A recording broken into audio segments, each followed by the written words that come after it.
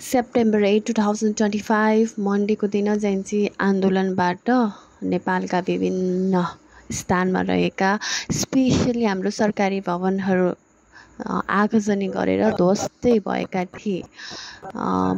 कतिपय ठाउँका सरकारी भवनहरू, होटलहरू, रेस्टुरेन्टहरू, भाटबटिनीहरू धेरै ठाउँमा आगजनी भएका थिए। यसै क्रममा चाहिँ नेपाल इन्जिनियर्स एसोसिएसन लुम्बिनी प्रदेशले चाहिँ ती भवनहरूको अध्ययन गर्यो।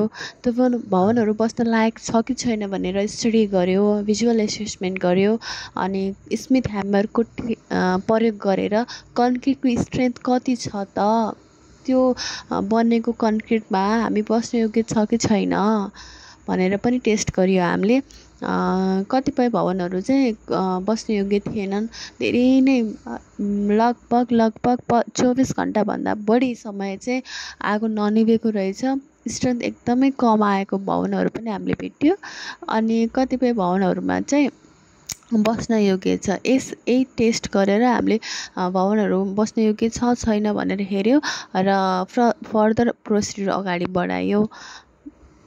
हामीसँग हाम्रो एकदमै अनुभवी टोलीहरू हुनुहुन्थ्यो, विज्ञ टोलीहरू हुनुहुन्थ्यो। उहाँहरूको गाइडेन्समा हामीले गऱ्यौँ। हामीले केही सिक्ने, लर्न गर्ने मौका पनि पायौँ।